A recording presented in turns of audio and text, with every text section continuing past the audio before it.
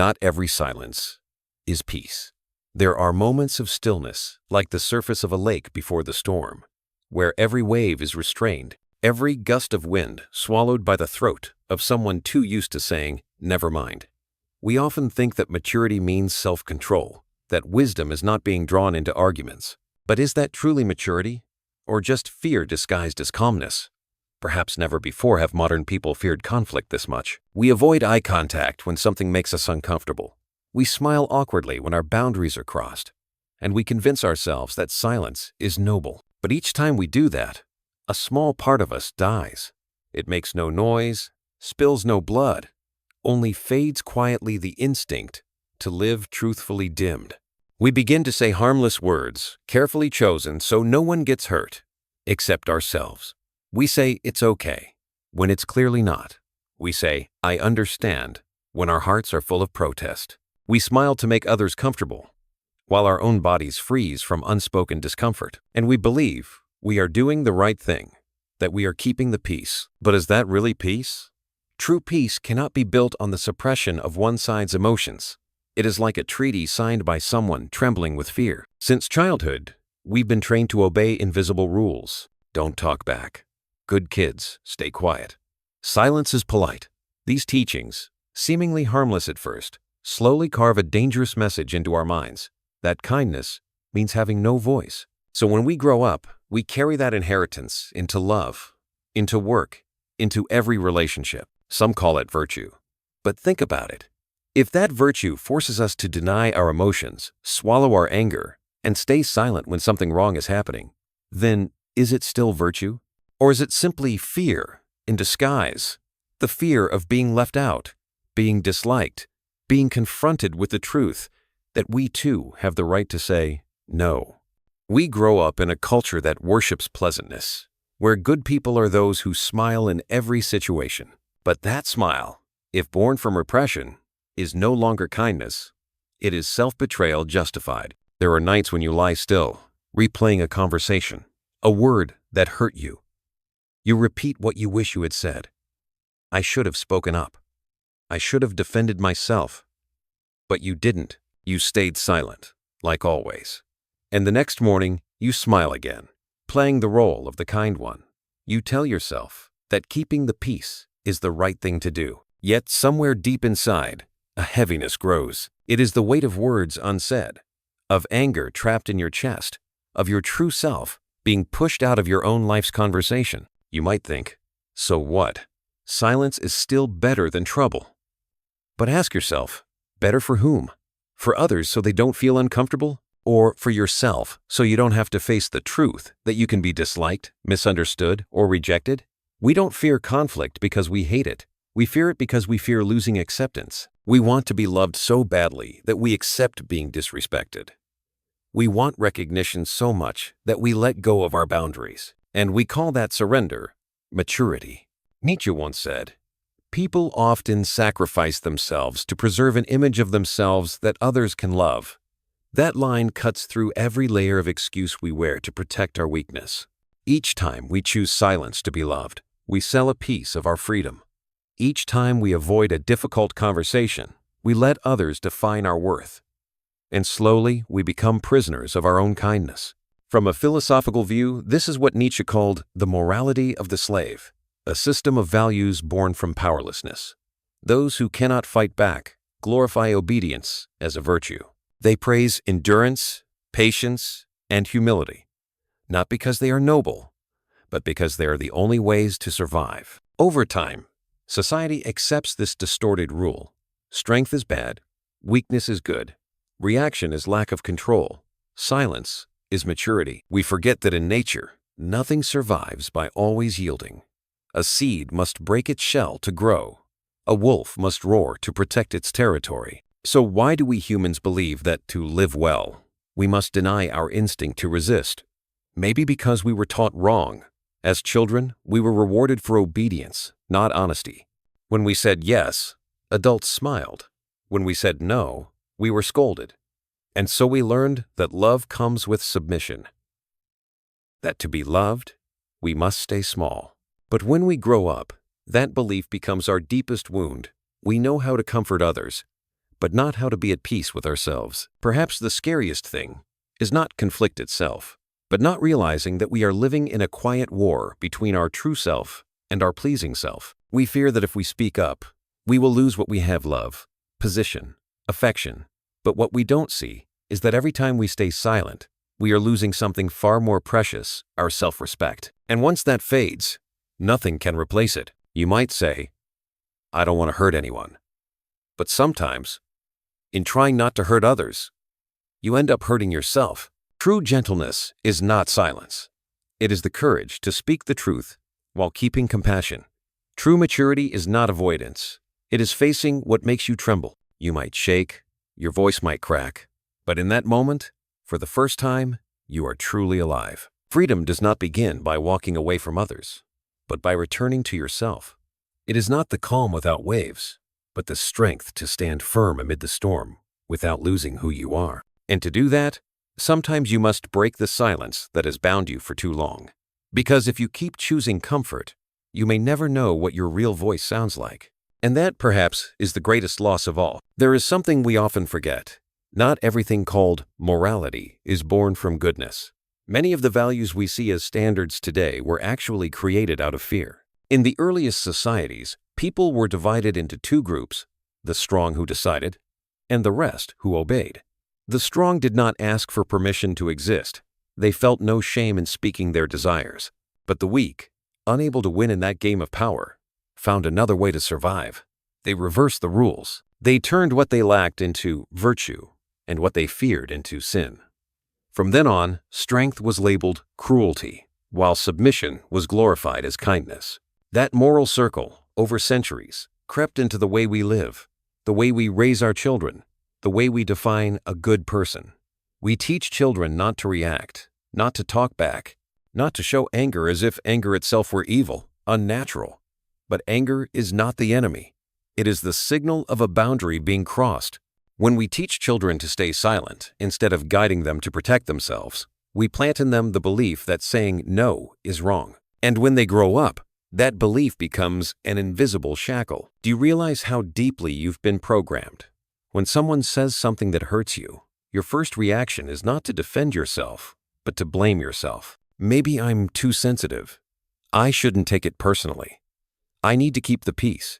That isn't calmness. It's the result of a morality built on fear. Nietzsche once called it the moral of the weak, the morality of those who cannot act. So they turn their helplessness into virtue. They learn to worship obedience because it's the only way they can feel nobler than the strong. But imagine this.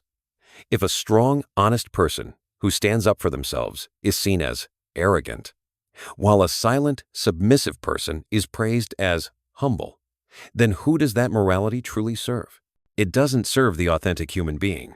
It serves order, control, and those who benefit from obedience. A society where good people are those who make others comfortable is a society full of souls buried alive beneath politeness. And the irony is, those very kind people are often the ones who suffer the most. When Nietzsche spoke of slave morality, he wasn't only talking about external rules. He was talking about the way humans chain themselves inside their own minds. When you see someone being disrespected but still smiling and saying, "It's okay," that is slave morality at work. When you see someone overworking just to be praised as hardworking, that too is slave morality. It doesn't need chains, it thrives on self-control that seeps into the blood. And the most dangerous part is that it makes us believe we are free. Think of the times you compromised just to avoid conflict. A meeting where you disagreed but still nodded. A relationship where you stayed even though you knew you were being belittled because you feared being alone. A conversation where you smiled so no one would notice your pain. All these moments, small as they seem, add up to a life that shrinks. Submission slowly becomes instinct. And one day, you no longer know where your boundaries lie. You no longer know what you truly want, only what keeps others comfortable. Modern culture is skilled at painting weakness with pretty colors. People call avoidance emotional intelligence, call silence being considerate. But true intelligence is not avoidance. It's knowing how to face things the right way. And being considerate does not mean enduring everything. There is a big difference between calmness and surrender. But we have forgotten that. We fear so much that we confuse silence for peace when it's really fear of being disliked. One is a conscious choice. The other is fear of rejection. Sadly, most of us are living in the latter. Those who have lived long in obedience often believe they are good. But good does not mean never cause trouble. Good means daring to be honest, to defend what's right, even when it makes others uncomfortable. If good only means never hurting anyone, then it's nothing more than cowardice covered in gold. Because behind that compliant smile lies a quiet anger, building drop by drop until it wears away your soul like water carving stone. A person living under slave morality always believes they are being noble, but in truth, they are only afraid. They fear being seen as difficult, fear disappointing others, fear being left behind. So they live in the comfort zone of pleasantness, thinking they are keeping peace, but really they are just holding tight to their chains. They bow their heads, not out of respect, but because they've forgotten how to stand tall. Sometimes the kindest people carry the deepest anger because they were never taught how to express it. They only know how to hide it, suppress it, and label it. I'm fine. But emotions don't disappear. They transform. Anger unspoken becomes bitterness. Hurt unacknowledged becomes resentment. And that resentment, over time, eats away at one's faith in oneself, leaving them weary, doubtful, and distant. Slave morality doesn't just make us weaker. It makes us forget we were ever strong. It makes us believe humility means giving up, that silence means peace. But true peace never comes from pretending. It can only be found when we dare to face the truth with others, with the world, and most importantly, with ourselves. Take a moment to look back at your life. How many times have you chosen silence not for peace, but out of fear of losing love? How many times have you nodded not because you agreed, but because you feared being disliked? How many times have you let others cross your boundaries just because you didn't want to make it a big deal? In those moments, did you truly feel alive? Or were you just trying to survive inside a script someone else had written for you? The price of submission is high. It doesn't steal your freedom all at once. It drains your self-respect, little by little. Day after day, you grow used to being underestimated until you no longer realize that you deserve more. And one day, when someone asks you what you truly want, you won't know how to answer. Not because you have no desires, but because you've been silent for so long that your inner voice has grown too faint to speak. Perhaps the first step is not to change the world, but to admit that we were taught wrong about kindness. That not everyone who avoids conflict is good, and not everyone who confronts it is bad. Because if a morality makes us live in fear, makes us forget our own strength, then it is no longer morality. It is only a golden cage, and we are the birds singing sweet songs so we won't be hated. At some point, each of us must ask, do I want to live to be loved or live to be myself? Because sometimes those two things cannot exist in the same room. And when that moment comes, you will have to choose. There is something strange about anger that's been swallowed. It doesn't disappear. It only changes form. It stays inside the body like cooled lava, waiting for the moment to rise again. By day, we smile, nod, and act understanding. But at night, in the stillness, the words we never said come back clear and heavy. The answers that should have been spoken, the boundaries that should have been drawn. We replay the same conversations in our heads 100 times, only to face the next morning with the same obedient smile. That is how resentment is born, not through shouting, but through long silence. People think resentment belongs to the cruel, but in truth, it is born in the kindest hearts. It grows from the times we forgive without meaning it, from the times we smile just to avoid conflict. When we don't allow ourselves to react, where does that energy go? It turns inward, wrapping tightly around the softest parts of us. And one day, we realize we've become bitter without knowing why. We start looking at others with suspicion. We do everything with invisible exhaustion. We grow cold, not because we want to, but because inside us has become too crowded with unspoken things. Some call that patience noble, but patience without boundaries is just surrender. When we forgive without being heard, forgiveness becomes another form of disappearance. We might say, I'm fine, but the body remembers.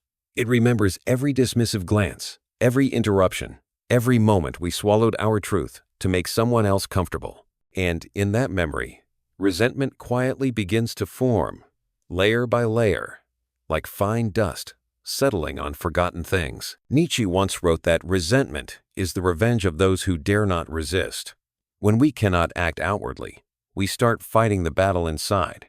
We tell ourselves stories to feel superior. I'm better because I don't react. I'm stronger because I stay silent. I'm noble because I yield. But that is only the mind's way of hiding its helplessness. The more we call ourselves noble, the further we drift from our real feelings. And so the gentleness we believe is light turns out to be only the mask of our darkness. Do you see it? Every time you hold back something you want to say, you're adding another brick to an invisible wall between yourself and others.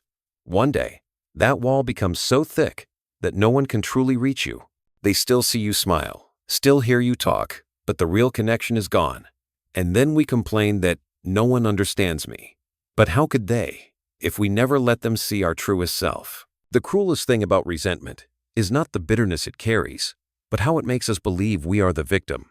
We blame others for hurting us, yet we help keep the wound alive. Because if we truly wanted freedom, we would have spoken, faced it, set the boundary. Resentment can only exist when we choose silence.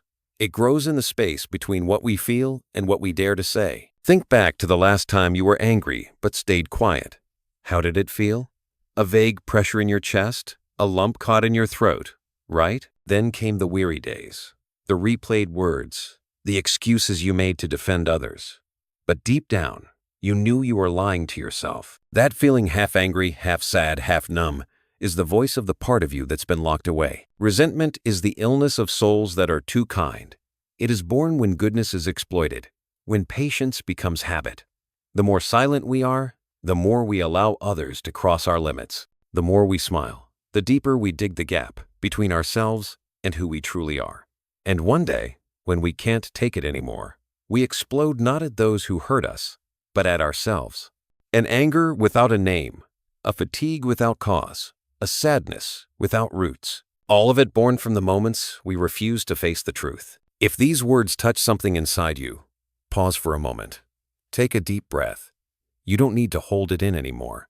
You don't need to pretend to be okay or to keep the peace. Just admit that maybe you too have been angry, felt wronged, wanted to scream. Recognizing that doesn't make you weak, it makes you real. And if you want to, you can share it, write it, say it, or simply let a few words flow. Because sometimes the smallest act, a single word, a single sentence, can be the key that unlocks the first door to freedom. Imagine a life where we can say no when needed, where we can protect our boundaries without feeling guilty. A life where anger isn't bad, but a sign of honesty. In that life, resentment would have no place, because every emotion would be allowed to exist. But to reach that place, we must first walk through our own darkness, through the fear of rejection, through the habit of self-suppression. Nietzsche once wrote, "He who despises himself still respects himself as one who despises." Even in self-hatred, a person clings to their last bit of power, the power to feel something. In that sense, resentment is proof that part of us still wants to live, to be seen, to be heard. It is evidence that the soul still longs for freedom. It just hasn't found a way to speak yet. Perhaps the first step to freeing ourselves from resentment is not forgiving others, but stopping the betrayal of ourselves. Every time we dare to speak the truth, even once, the resentment inside us weakens a little. Every time we set a boundary, we reclaim a small piece of our soul. And slowly, we learn that true peace is not the silence outside, but the harmony within, where the heart and the voice finally stand on the same side. Resentment won't disappear because we force ourselves to forget. It will fade when we start living honestly. And sometimes that begins with one simple choice: to stop saying it's okay when it isn't. Resentment is a room without windows. The longer we stay inside, the more we forget what light feels like. But Nietzsche did not stop at pointing out that room. He showed us the way out. A path not built on endurance or forced forgiveness, but on the awakening of a primal strength within us, the will to live, or as he called it, the will to power. Don't be misled by the name.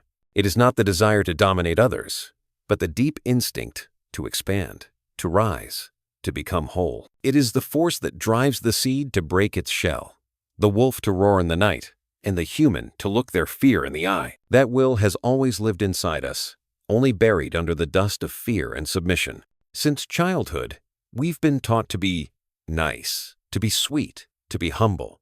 Each of those lessons, though well-meant, was like a small blade cutting away at our wild vitality, the part that wants to try, to explore, to declare that we have the right to exist. As we grow, we carry those wounds unknowingly. We become people who know how to behave, how to keep the peace, how to take responsibility even for what isn't ours. We think that is strength, but it is exhaustion dressed in honor. Nietzsche said that when we deny the will to power, that energy doesn't vanish, it corrupts. It no longer flows outward to create, but turns inward, becoming poison, resentment, guilt, self-contempt. Because the life force refuses to be caged.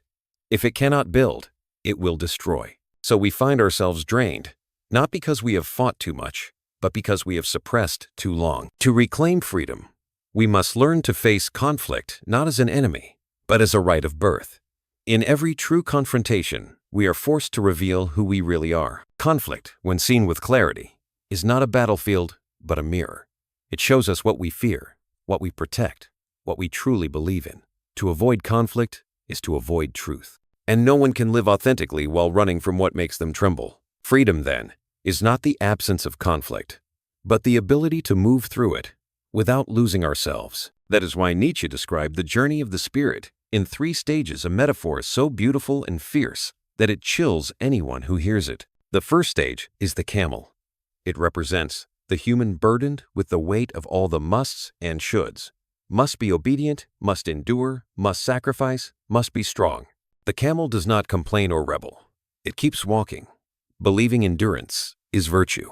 It prides itself on carrying more than others, on staying silent through pain. But this is a mute strength, the strength of submission. And eventually, even the camel grows weary. It bows its head, not out of respect, but because it has forgotten how to stand tall. When endurance reaches its limit, something inside the camel awakens. It no longer wants to carry. It longs to say no. And so it transforms into the lion, the symbol of rebellion. The lion does not seek peace. It seeks space to breathe, to live by instinct. It knows that to be free, it must have the courage to break the commands engraved into its bones. But true freedom does not come from defeating others. It comes from facing the dragon of old commandments, the great beast covered in shining scales. And on each scale is written a single phrase, thou shalt. Thou shalt be good. Thou shalt be polite. Thou shalt avoid conflict. Thou shalt please others. That dragon lives in our minds. And the lion's battle is not fought outside, it happens within. It is the moment when old loyalties crack, when we begin to doubt the teachings we once believed were sacred truths. It is the most painful moment because it feels like betraying everything that once made us feel safe. But without the courage to betray the old, we will never be reborn.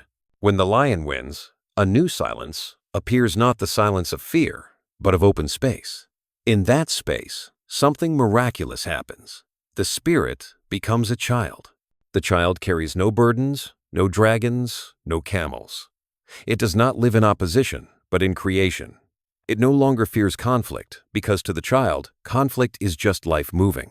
It says yes to existence with laughter, curiosity, and the courage to begin again. The child is the symbol of a soul that has passed through pain and resistance, and can now love again, not to be accepted, but as an act of freedom. In that journey, conflict is no longer something to avoid. It becomes a ritual of rebirth. Each time we dare to face, to speak, to set a boundary, we take one step from camel to lion. Each time we smile genuinely, not from fear, but from understanding, we become the child. It is not an easy journey. It demands that we die many small deaths, the deaths of old roles, old teachings, old illusions. That gentleness guarantees love. But only after those deaths can true life begin. And when we start living from that will, everything changes. We no longer seek to please others, but begin to respect ourselves. We no longer fear losing love, because we understand that real love never requires us to disappear. We no longer prove our worth through endurance, but through honesty. And then, the voice within the one buried under fear returns. It speaks softly but clearly. You have the right to exist. Maybe you still think you're not strong enough to be the lion, not brave enough to slay your inner dragon. But that strength is not in your muscles or in your volume. It begins in a tiny moment when you pause in a conversation, feel your heart race, and still choose to speak the truth. Each time you do, you are training your soul in a new habit, the habit of living straight. Because in the end, freedom is not a reward for those who know no fear. It is a gift for those who walk through fear and still keep the light in their eyes. And when you look in the mirror after a difficult conversation, realizing you no longer need to apologize for being real, that is the moment the will to power within you has awakened. After the soul has learned to roar like a lion, a strange emptiness often appears. It is no longer the old fear, nor the anger that is past. It is the silence between two worlds, between the person who once lived through obedience and the one now learning to master themselves. In that space, Nietzsche posed a question almost cruel in its honesty. If you were no longer afraid, who would you be? That question echoes like a challenge. Because when we no longer depend on others' approval, when every old teaching has dissolved, we must face the most terrifying thing of all, our true self. We often say we want freedom, but few truly understand its price. Freedom means no one else defines for us what is right or wrong, moral or sinful. Freedom means standing in that emptiness without reaching for something to hold on to. And in that emptiness, the question, who am I, stops being philosophy and becomes pain. Because as we look around, we realize that most of our lives have been lived for recognition, from parents, lovers, friends, even strangers. We chose jobs that others called secure, said things that made people comfortable, lived in ways that made us easy to love. But when all those layers fall away, what remains is confusion. We begin to see that our fear of conflict was never about others. It was the fear of being rejected by ourselves. Because when we speak the truth, we don't just risk losing others' affection, we are forced to confront what we believe. And if we don't yet know what we believe, it feels like standing in a desert where there is no one to blame and no rule to hide behind. That is when the soul becomes bare. Nietzsche called this journey becoming who you are. But becoming is not about searching. It is about shedding. Shedding layers of fear, roles, and praise we once used to hide from ourselves. Because the true self was never lost, only buried. Becoming yourself is not about finding something new, but daring to remember what you were before the world told you who to be. Some people, when they reach this stage, feel an emptiness so deep they think they are falling. They no longer feel anger or resentment, only a transparent loneliness. But this is not the loneliness of loss. It is the loneliness of someone who has just stepped away from the crowd. Because freedom, in its first moment, always comes with silence. When we no longer lean on applause, we finally hear our own voice. In this process, conflict doesn't disappear. It changes meaning. It is no longer something to avoid, but a test of honesty. Each time you dare to say no when others want your compliance, you prove you have boundaries. Each time you choose your own path, though no one understands, you prove you have a soul. Each time you choose silence, not out of fear, but out of peace, you practice freedom. And through that journey, we learn something profound. Not everyone can walk with us forever. When you begin to live truthfully, some people will leave. They were attached to the agreeable version of you, not to the one learning to stand tall. The truth is, many relationships are built not on love, but on convenience. When you change, that convenience fades. But don't be sad.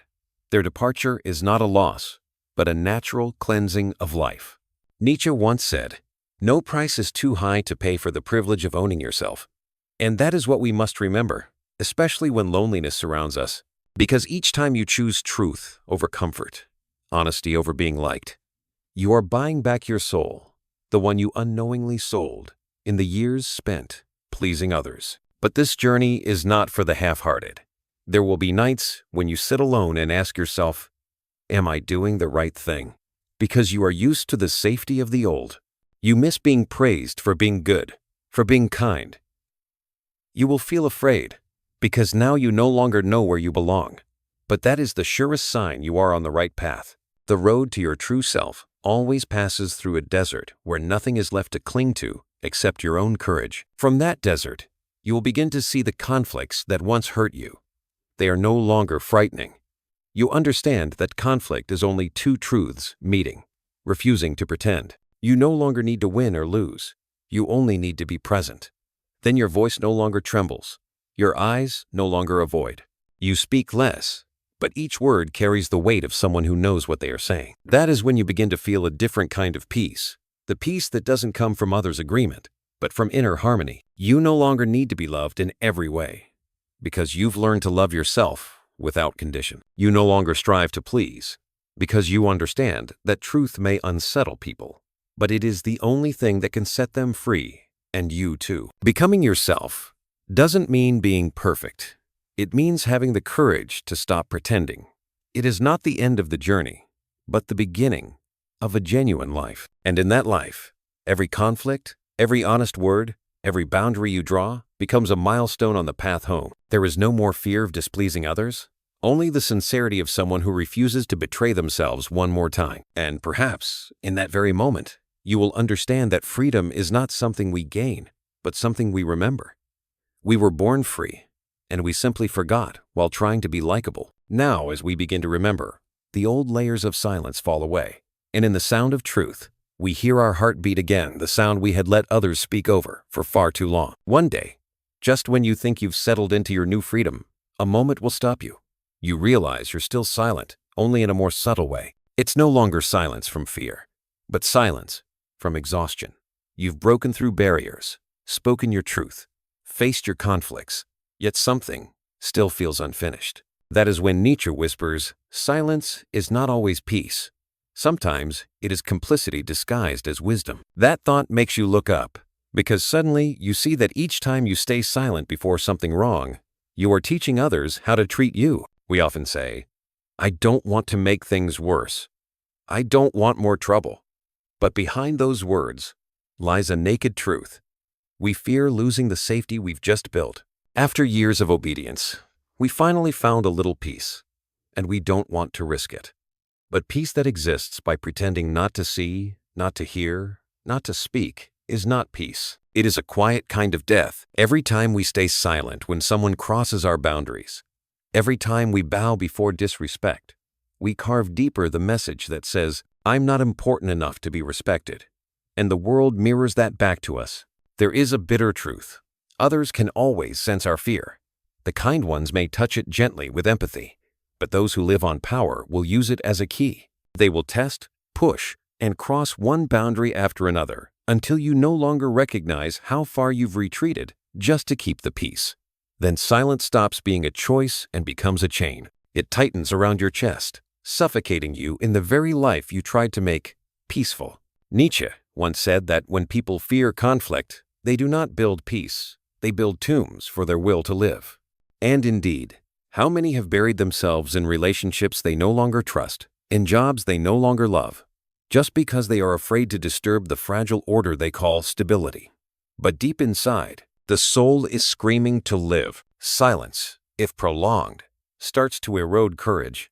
We become good at enduring, but bad at being honest, skilled at compromise, but poor at setting limits. One day, we find ourselves strangers in our own lives, smiling at parties where our hearts feel cold, saying polite words while our spirit feels empty. And we wonder, when did I start disappearing like this? The answer is simple. From the first time we stayed silent when we should have spoken. No one silences us as much as we silence ourselves. We think silence keeps us safe, but it actually invites harm. Every boundary left unspoken is an open invitation for someone to cross. Every truth swallowed leaves space for falsehood to grow. And in that way, by saying nothing, we become accomplices not only to the injustices around us, but to the fear within us. The world does not change when we are silent. It only learns how to use our silence. People respect you not because you are kind, but because you are clear. Not because you are pleasant, but because you have boundaries. Kindness without strength is like a piece of paper in the wind. True goodness always stands beside firmness, because without it, goodness becomes self-destruction wearing a mask of compassion. Courage, Nietzsche said, is not the absence of fear, but the act of moving forward while afraid. And perhaps that is what we need most now. The courage to speak, even when your voice trembles. The courage to draw the line, even when your heart aches. The courage to stand alone if you must. without asking anyone's permission to live honestly. Because every time you speak, even with a trembling voice, you prove that your soul is still alive. Ask yourself, when I choose silence, am I being wise or am I being afraid? The question is not for judgment, but for awakening. Because the truth is, all of us have chosen silence at times to stay safe. But there comes a point when safety becomes a cage, and only then does freedom truly begin to mean something. When you dare to speak, even knowing you might lose something, you stop being a victim of life and become the author of it. Some may say that confrontation only brings more trouble. But the real trouble doesn't lie in conflict, it lies in pretending nothing is wrong. The world needs people who dare to speak, who dare to point out what's broken, who dare to stand upright when others bow, because they are the ones who keep honesty alive in humanity. Remember, you were not born to be a camel, forever carrying every burden and calling it virtue. Inside, you lives a lion, the one who can roar, say no, and protect the sacred space of your soul. And beneath it all, there is a child, the pure, creative part of you that dares to love and dares to live. These parts are not separate. They are waiting for you to call them home. And perhaps the true beginning of freedom lies in one small act, daring to speak your truth even once. Because when truth is spoken, it doesn't just free you from others. It frees you from the fear that has lived within you for far too long. And in that moment, between two breaths, you see clearly that freedom is not a reward. It is the consequence of honesty. There will come a moment when you no longer want comfort, when you no longer wish to hear. Just let it go. Everything will pass. Because you understand, not everything passes on its own. Some things only pass when you dare to face them. When silence lasts too long, we start to confuse peace with numbness. We call avoidance forgiveness, repression calmness, and submission wisdom. But true peace is never born from pretending. It only comes when we face the truth, even when that truth makes us tremble. Nietzsche once said that when people stay silent in the face of wrong, they do not protect peace, they plant the seeds of decay. Each time we swallow our words, we weaken our own will. We think we are keeping our wisdom, but in truth, we are giving away our freedom, bit by bit. The price of silence is not the loss of voice, but the slow erosion of self-respect. Because how can you respect yourself if you never stand on your own side? This world does not need more agreeable people. It needs real souls, those who know when to speak and when to stay quiet, who can set boundaries and love without losing themselves. Peace is not built on surrender, but on the presence of those brave enough to say, enough. That courage is not loud or aggressive. It is steady, calm, but unyielding. It is when you can look someone in the eye and say, I will not let you cross my line again. Some will not like that. Some will leave. They will say you've changed, that you're no longer the same person. But do not be afraid. Those who leave when you begin to be honest were never truly there. And those who stay will learn to respect you, not because you are pleasant, but because you are real. Then you will realize that conflict is no longer frightening, because each time you face it, you return closer to yourself. There is a quiet kind of freedom, the freedom of no longer needing to be understood. You stop living to prove, to be accepted, to be loved in a certain way. You simply live, as naturally as breathing, as clear as morning light, and in that clarity, the world begins to change. Conversations that once drained, you become lighter, because you no longer speak to win, you speak to be real. Boundaries that once scared you now feel like solid ground, the sacred land where your soul stands firm. Look around, how many things are you enduring only because you fear conflict? How many relationships are built on silence? How many dreams are delayed because you are afraid others won't understand? Maybe it's time to place a hand over your heart, listen to your own pulse, and ask, am I living truthfully? That question, if answered with complete honesty, can change your entire life. The truth is, you will not find freedom in comfort. Freedom only comes when you choose the rough path, the one not everyone understands, the one with lonely nights, but without pretense. Every conflict you face, every truth you speak, every step you take away from what no longer feels right, is a small step toward the light. And that light is not waiting at the end of the road, it shines in every step you take the moment you choose to be honest with yourself. Nietzsche once wrote, I would rather be a devil in my own hell than a servant in someone else's heaven. It is better to be a rebel in your own chaos than obedient in someone else's paradise. Because in this life, the only thing truly terrifying is not conflict.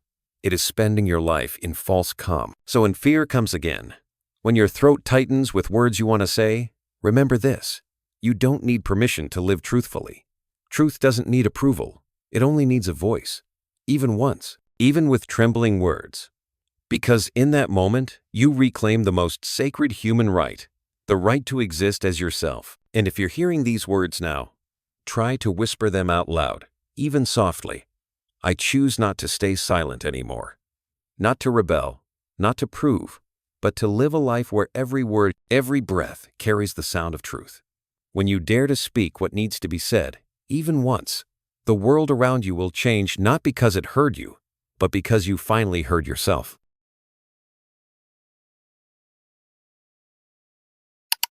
Thank you for staying with me until the very end of this story. If this message touched your heart, please give it a like, subscribe to the channel, and turn on the notification bell so you'll never miss the next journey we take together. Your support means the world to me.